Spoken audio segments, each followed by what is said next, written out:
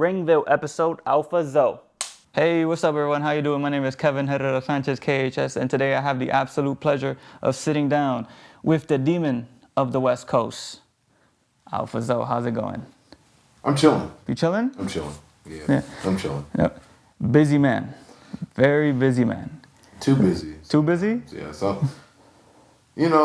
school started back up. I got my regular shoot job. Yeah. Very tired. Wake up at 6:30 every morning. Then have to deal with kids. Well, not kids, teenagers. It's a high school. Okay. For about 8 hours. And, they think they know everything. But Yeah, they do. I'm not going to get into that. I used to give tours to middle school students Oh. at a college campus, and it was not the best, At least it was just middle schoolers. I think I agree, but I also disagree in the fact that like high school students, they know when something is like kind of bad, right? And it's like, no? No. Don't you ever. I should. Break that logic. The elementary school that I worked at for a day, kids there have more sense than them. But You said a day? yeah, they sent me back to the high school. That's what. Okay. Yeah. I was like, what can happen in a day? Absolutely not. Absolutely I not. was chilling There you that go. one day and come back to the high school. No. Say less. All right. Well, you have been super busy in wrestling as well. How do you feel about where your career has been going in 2024? So far, 2024 has been kind of like my year of really breaking out. Like 2022 to 2023 was like, okay, so it was breaking out. He's wrestling big names. Yeah. But it was only like in Northern California, Okay. which is perfectly fine. I'm okay with that. Yeah. And then from 2023 to 2024, now it's like, okay, now he's traveling and wrestling, Yeah. either a big name or in a new city. So it's more of just like a blessing in a sense, because it's been a long time coming for me to just be like, yeah, I'm going to wrestle in this state, then I got to go here, then I got to go here, then I go home, and it's a very busy schedule and lifestyle, especially when you have a regular like shoot job and all that. But, a job's a job. I got to do what I got to do, and I got to, keep on pushing, because at the end of the day, I'm not just training to just be stagnant where I'm at. I'm trying to get to the level that I want to be at. No, absolutely. And like talking about like you kind of branching out, you wrestled for Pro Wrestling Noah. Yeah. It's like, was that your first time out in Japan? Yeah. So, story about that was I did a Marvelous tryout. Marvelous is usually the all-female Joshi company. Okay. But, they also have like a couple guys there too every now and then. But I actually want to try out to actually go train over there. So once I finally went out there, unknowingly to me, I thought I was just going to be working Marvelous. Okay. So I was okay with that. I was perfectly fine. I was like, I made it to Japan. That was literally that was the one thing I said last year. I was like, I gotta make it to Japan by the end of the year. And literally at the end of the year is when I left to Japan in November. So congrats on that. Yeah, thank you. Of course. Brother. I appreciate that. Of course. But I didn't know that like within the first 2 weeks, you're gonna be wrestling for Pro Wrestling Noah. That wasn't said to me until like literally like the week before. Yeah. And I was like, okay. Yeah. I guess I gotta get ready to wrestle for Pro Wrestling Noah now. Yeah. Holy shit. I did that. That was great. It was a different experience, but what helped that out was the fact that I had Titus, Vita Massaro, alongside with me. And then we did a show called Magic Monday, and I got to team up with Vinny and Timothy Thatcher, who's also a NorCal veteran out here. So it was like I never really left home. So I'm working with people that I know, which made it a whole lot easier. Yeah. But, you know, what people don't realize is wrestling is a universal language. So even if you don't know English, Spanish, or Japanese, as long as you know what you're doing, there's no need to talk. You just say what you're going to do. That's it. Yeah. It was great. I loved it. I loved every moment of it. Every show that I did, I got to wrestle in Cork and Hall for Marvelous as well. So that was also a big up. So just hearing my music at Cork and Hall was fire. Right. I don't lie. I was very happy with that. Was that one of those where you kind of take in the moment, you just kind of look around like? Yeah, and they had me be a heel for Marvelous. And I was like, oh man, I'm the bad guy. Because I'm not used to being a bad guy. Yeah. I started off as I started off as a luchador when I first started. But once the mask came off and I became my own person, I was the heel. So it was like, okay, I'm a heel, but people like me too much. So I just stayed a face. I have never really been like heel all the way through. I got booed finally in Japan because I would just an asshole. I'm naturally an asshole. I think they got that. They picked up on that. Yeah, but like here, I can still do some asshole shit and still get cheered for. So, I mean, it is what it is. It is what it is. What it is. It is what it is. I know. Once I heard Nyla Rose talking about how when she was over in Japan, she would use dolls to communicate the moves that she would want to to do with all the wrestlers. And it's like, you know, this is what, you know, just kind of play with dolls and essentially wrestle with the dolls. Is there something that you had to do, or was it more of just like you said, more of just like you felt it and then you just? It was more of just a you felt it. We didn't have no dolls around us, no wrestling toys, no nothing. So it was more of, if you know what I'm talking about, then we're doing it. Like it was very simple stuff. Yeah. Very easy. So it was never hard calling a match out there. It was actually very fun, and we went out there and just did the thing. People were happy with the matches, and you know, I think I made about 3 or 4 appearances on Noah around that time frame. You know, shout out to Pro Wrestling Noah. Shout out Pros. I ended up, you know, going back. But I was mostly out there in Japan just to be with Marvelous. That right there was my biggest blessing, because I have a whole nother family, you know, out in Japan now. So, you know, shout out to Yusa. I love you. Shout out. I'll be back soon. Okay. I almost said very soon. Oh, yeah. I can't be sure about There that. you go. There you go. You have to catch yourself. Yeah, I had to catch. It was a cutoff, brother. It was a cutoff. So you talked about branching out, right? But is it safe to say that West Coast Pro Wrestling is your home? Yes. Right. West Coast Pro is definitely my home. It's helped me build up myself and my confidence in many ways, because where I wasn't really doing me no justice. Okay. I mean, APW, which is All Pro Wrestling, that was there first. That was like the big indie promotion in the Bay Area before West Coast Pro had even like was made. Okay. But that shut down a little bit before the pandemic. Yeah, a little bit before the pandemic. The last thing I did that had anything to do with All Pro Wrestling was the Young Lions Cup. And then after the Young Lions Cup, I made my debut for West Coast Pro. And I was still a tag wrestler. But I was put in a singles match. My tag team partner was nowhere to be found. He showed up to the show, but he, you know, I was booked to be a singles wrestler. Yeah. The next show after, it was supposed to be me and Deidre Fresh versus the Reno Scum, but then COVID hit. So just completely shut that down. But then once COVID obviously not died out, but like, you know, went on a hiatus just for a little bit. I came back. I was booked for, I believe it was called Cruel Summer. Cruel Summer? Cruel Summer. 17 Reasons Why was the first show I did.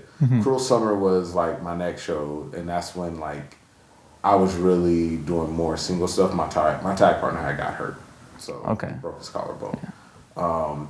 In a cage match, we did a cage match, and he broke his collarbone. Shit happens. So I wrestled Slice Boogie in that match, and after that, it was like, okay, now we're starting to, you know, get comfortable with doing single stuff. I wasn't that comfortable just yet, you know. So what were some of the things you kind of had to pick up on transitioning from tag to singles? Working by myself and not having a partner to like yell out stuff for me, or me yell out for him, or, you know, just be goofy, because I couldn't be the same character I was as a tag wrestler. I had to be a whole nother person. Right. Because if you look at me and my tag partner, you'll think that we are the same entity all through and through.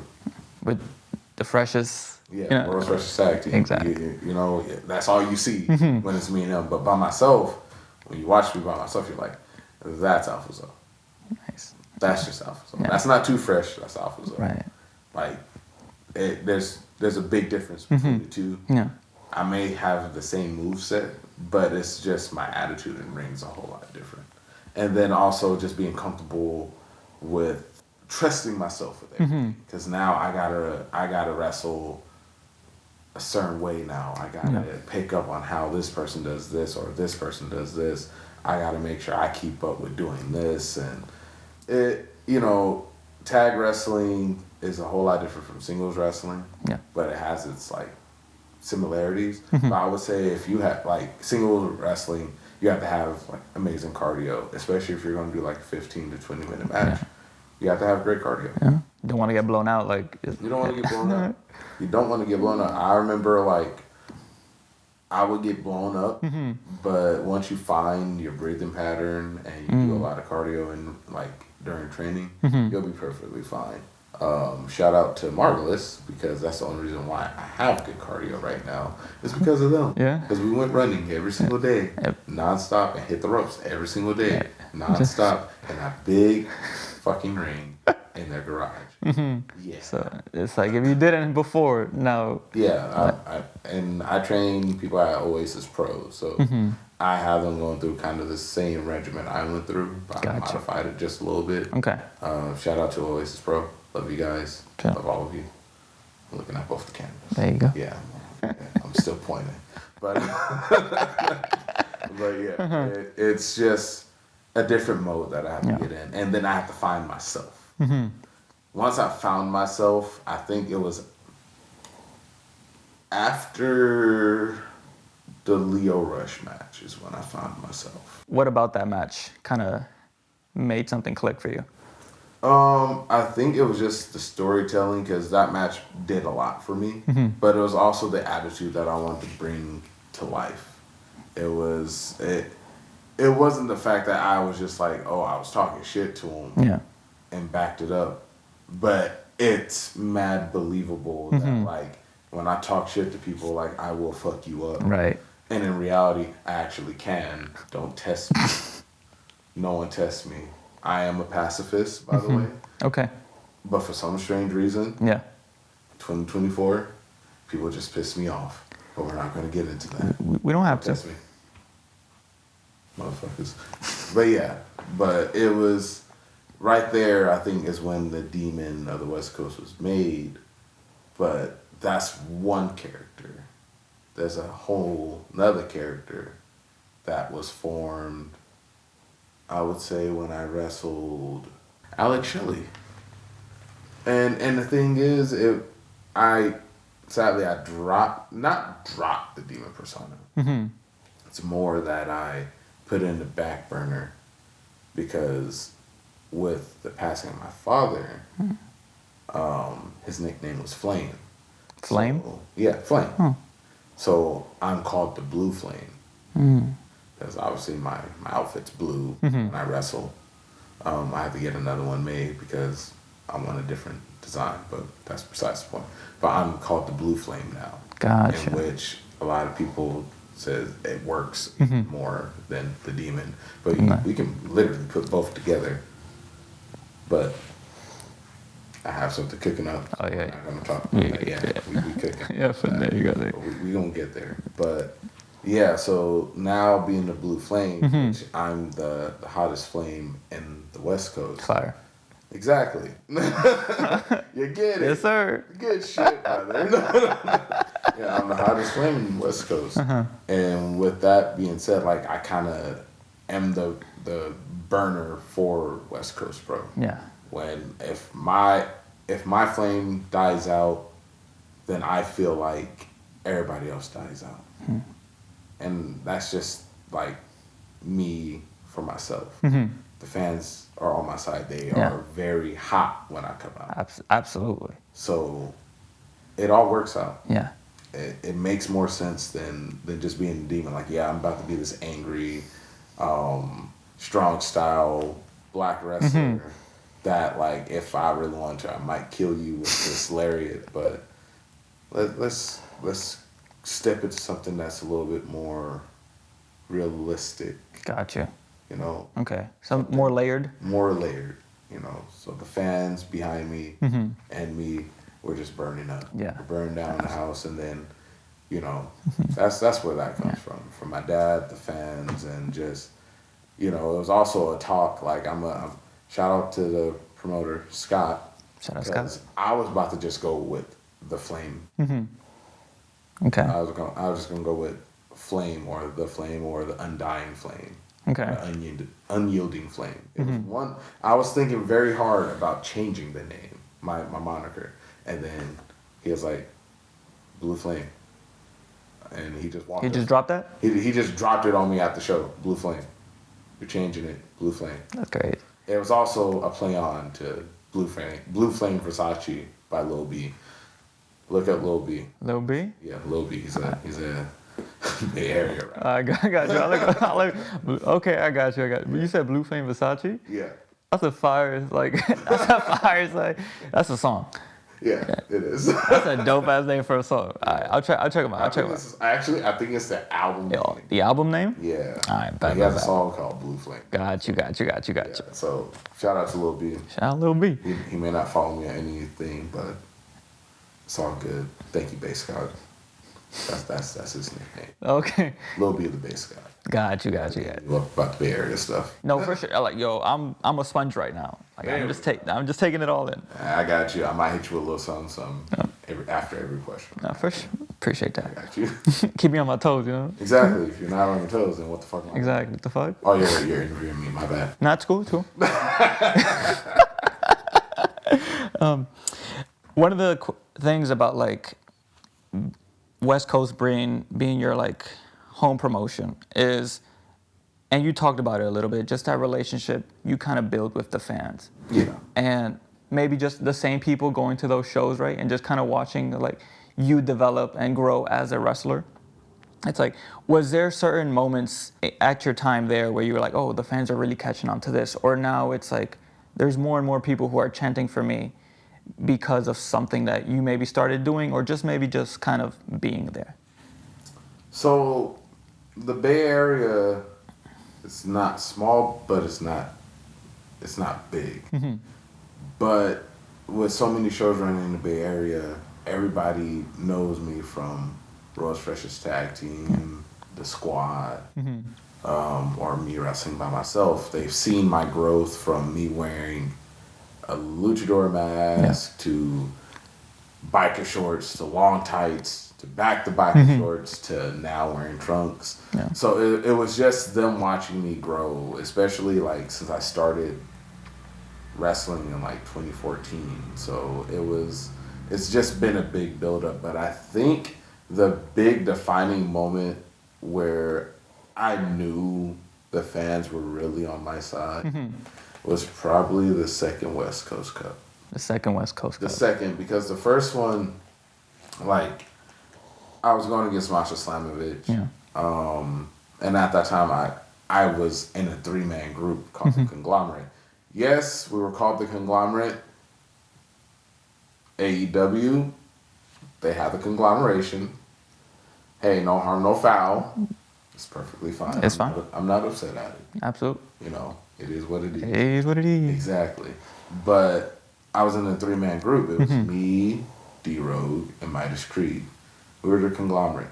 So obviously, like with us being a 3-man group, we're not the best at that time with one-on-one matches. Gotcha. But we could still go. Yeah. So by the second cup, I was just a strictly singles wrestler. And with how the tournament was set up, like I wrestled the one called Manders. You don't know if I was going to win or lose that one, but the crowd was definitely on my side. They didn't want me to lose. Yeah. Because now I just built my name up by wrestling all these people just to get to the West Coast Cup. Right. So I beat Manders. I went against Shigehiro Irie.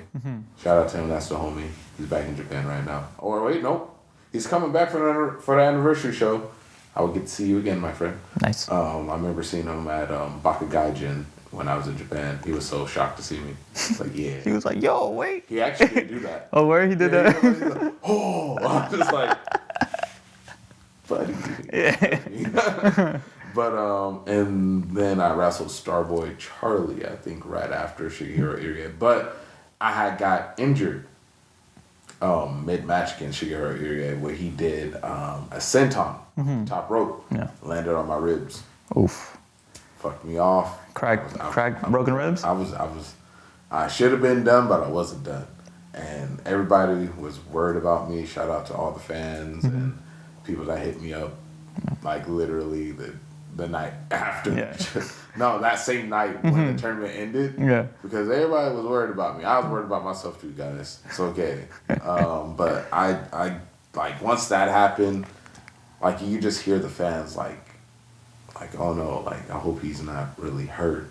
Right. Yeah. And then when that genuine concern, right? Yeah. And then once I came out to wrestle Charlie, like it was surreal to me that the fans chose me over Charlie at that point. It was kind of weird because like he was feuding with Titus, who was the champion at the time. So I was like, okay, well, you know, I'm hurt, like, and I know like everybody wants to see Charlie beat the shit out of Titus. I was like, I'm definitely not gonna, you know, get that many. It's probably gonna be 50-50 or at least a little less on my side. Yeah. But for him to like for me to get all the love and he was just like they was just booing him. I was like, oh shit. That's great. I don't know what the fuck's going on here, but my ribs hurt. My ribs hurt, brother. So like I lost the match. A lot of people were upset. People were actually going for me to win the cup, and I was like, oh, well. After that, like I think a couple months later, I wrestled Speedball. Yeah. And me and Speedball literally beat the holy hell out of each other, but the crowd was legitimately behind me against Speedball, and then also against Alex Shelly. People were like 100% against him. I was like, what is, I was like, hey, I love you guys too. That's sweet. I just wanted to let you guys, I love you guys too. Like, I wouldn't be where I'm at because of you guys. Like, everybody watching on both these cameras that I'm looking at, I might go cross-eyed, but I love you guys too. Like, 100% that I put all my effort into the ring just for you guys. And even him, he watches too. Yes. So, absolutely. You know, I appreciate everything. And we appreciate all the work you put in. It's like, gang. So you started training 10 years ago, 2014. It's about to be 10. In November, my 10-year anniversary will be happening. I believe it's November 14th. Oh, nice. Congrats on that. Oh, thank you. No, absolutely. My body hurts. My knees hurt. I have bad shoulders. My neck hurt. My back hurts. Yeah, I'm fucked. I'm never going to be the same ever again. Like, but you love this. Yeah, I love this sport, though. I love this sport. That's why I hurt myself. I hurt myself for you guys just to make it. You know, it's a great time for me. I know it sucks sometimes, but, you know, I've been wrestling with 2 broken big toes for years now. So, yeah, don't ask why. Okay. Ask how. We'll move on. All right. All right. So you mentioned wrestling Alex Shelly, Yeah. Speedball Mike Bailey. Yeah. You've also been in the ring with Jeff Cobb. Yeah. Like, what's it like being Masha Slamovich as well? What's it like being in the ring with people who are just like such like huge stars in the indies and just in wrestling in general, where it's like you're able to share a ring with them? It felt surreal at first. When I wrestled Lio Rush, for example. Mm-hmm. I've been watching Lio Rush since like he basically started, Yeah. and I've seen his work, and then he got to WWE, and then left WWE, then went to AEW, and went on that little hiatus, and then came back. And was like, hey, I'm going to wrestle in the Indies again. Yeah. And I was like, all right, cool. I didn't know I was going to fucking wrestle him. Yeah. Like, hey, I was like, holy shit, I'm wrestling Lio Rush. I've been watching him forever long. Like, it was crazy. And then once I like got to Jeff Cobb, like New Japan star, but he actually started off out here. Yes. Yeah, so he started off in Northern California. So, he's been around for a little bit. I just never had ran into him as I was coming up because he was already getting ready to leave. So it was like, okay, well, welcome back. Now we got to beat the shit out of each other. I busted his nose. Yeah. And it was a bloody mess. He threw me around. I threw him around. It was quite insane at first. Masha, like, she's a homie. She's quite crazy. She threw me into some chairs. I kicked her in the face. God bless. She doesn't. That's how it goes. She has that I will not die attitude, which I love. No, yeah. And then, like, got to Brian Keith, Speedball, and Alex Shelly. It was just like, maybe I was meant for this because it's like none of those matches were bad. Yeah. They were all really good. Yep. I respect all of them dearly. Like it's just at this point it's just like, am I ever gonna be on that pedestal for other people? I want to be where they're at. Right. So it's not like I'm about to gaga all over them. It's me trying to just reach to be where they're at. No, for sure. Because, it's a new generation coming up. Yeah. It's hard out here. Everybody's a high flyer. Yeah. I'm not. I gave that up a long time ago. Did you? Yeah, I did. Never again. Never again. Never again. I'm Yeah. not. Your niece was like, yo, what are we doing here? That part. Have you ever seen me go on the top rope? I don't think so. All right. There you go. Point exactly. And the ones I have, don't show that clip. It wasn't bad. Okay. I just don't want to see it ever again. All right. Yeah, we just Men in Black you, All right. Hey. I am a man. That's black. This is true. You are.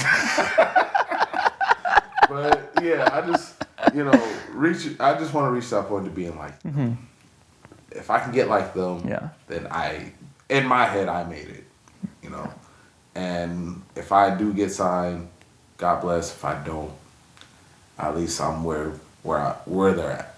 Now people are like, I want to wrestle him. Right. I want to wrestle him. Yeah. It'll be cool. This dream match would be Alpha Zo versus such and such. All right, well, good. I'm glad you guys think I'm a dream match. Right. I want to be a dream match for some of you guys, but me deep down inside, I feel like I'm still not there yet. Okay. But that's just me. Other people will tell me, stop being humble. You Talk your shit, yeah? Like. Yeah, they'll just start talking shit to me, and then I'm like, all right, my bad. I'm human. Fuck. Yeah, fuck. Jesus, man. All right. Well, to kind of 180 on that, like, to talk more about something you're proud of. Like, what are some of the accomplishments in your wrestling career that you are like super proud of? Some of the ones that I'm proud of. Me and DJ Fresh just winning a bunch of titles in Northern California. We originally was just put together at a taco festival, just because, just so they'll have another tag team. Yeah. And out of nowhere, we just blew up all over the Northern California scene because there was not like a real face tag team around, and we became that face tag team that everybody needed. We're just very likable. You see us come out, we're coming out to So Fresh, So Clean, we're smiling, we're partying with people. Everyone's like, yes, we love those guys. Yeah. We want them on our show. Nice. Now. All right. Yeah. Cool. We did that. Yeah. And then we started winning tag titles together, and it was just like, damn, like, I think we had like 4 or 5 titles at one point, and now it's just like, That's crazy. You were that Triple H picture, you know? shit, we didn't even take that picture. we just one day we just legit put down all the belts. We was just chilling. We looked down on all of them. We're just like, damn, we're really doing this. Nice. Like we're actually a good tag team. Yeah. Just to be put together just by coincidence At a taco festival in San Jose. Just to be like, yeah, right choices were made. Nice. But someone called us a team name that we definitely did not want to be called ever again. We were called the Alpha Freshers. Listen, that wasn't our choice for that first show. Yeah, we're gonna. It was kind of just thrown out. Just thrown out there. Yeah. Men in Black that real quick, Yeah, you know. We said never again. Yeah. So we came out with the world's freshest tag team because the world's greatest tag team was one of our favorite tag teams that we could think of. Yeah. So we just based it off of that, just put our little swag into it, and now we're here. And like that was one of the big accomplishments that I can just say I'm proud of. And then my other one would definitely be going to Japan and wrestling out there for Marvelous, Pro Wrestling Noah, and wrestling for 01 or Pro Wrestling Zero. I hope I'm saying it right because I don't want to butcher it, but you know, I wrestled for them too in Japan, so it was just good all around for me, honestly, and just not like. And my other accomplishment, I would say, would be just making it this far in my career. Nice. As a whole, like some people would just give up within the first like 4 or 5 years of their career and just be like, it's just not meant for me. Yeah. And just to make it to 10 years and being committed, sweet fucking Jesus, like that's already like good shit, brother. You made it a decade. Now you got to make it another decade. Oh my God. What the fuck was that? I don't know. Did I drop some? I don't think so. I hope not. I hope I didn't break nothing here. I'm not fat anymore. You're just muscular, you know. I'm barely even that now, brother. I'm barely even that. Shit. But yeah, those accomplishments right there, I'm always going to be happy about. Nice. Oh. And West Coast Pro. I can always be happy being that West Coast Pro. I love the work relationship that I have with them. Nice. Well, those are beautiful things to hear.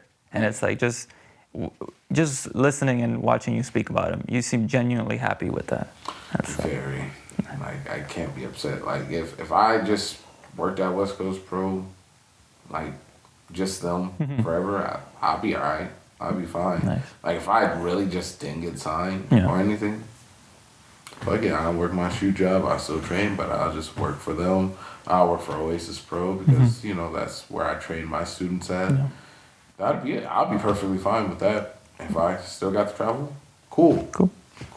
But, you know, I'm getting old now. Like, I know I'm 30, early 30s. I just turned 30 in January, but the body wears out. You got to know when to not really call it quits, but when to just relax. Work smarter, in a way. Smarter, yeah. So I wouldn't want to break my body down by the age of fucking 40. Not fair. You know? Yeah. Like if I make it to get signed, then yeah, I go till I'm 50. But guess what? Or 45.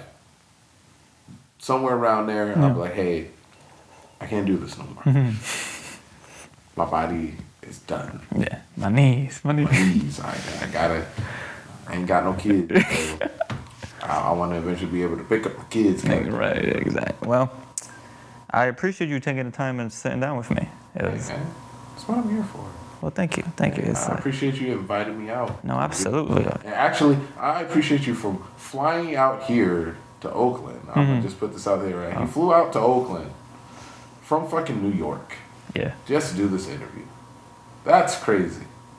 It's crazy, but I love it. That means he's very enthused with doing this. So if you guys could please give him a like, a follow, and all that, please give it up for this man. He made this whole setup himself. You know, that's insane. You impressed me. Thank you. Thank you. You impressed me a lot. I truly appreciate that. That's what I'm here for. Oh shit. That's great. Oh shit. Any more questions, concerns? What else you need? I think we're good right here, man. Sure. Yeah, we're good right here. Got this. All right. Well, fuck yeah. Until next time, everyone. We out.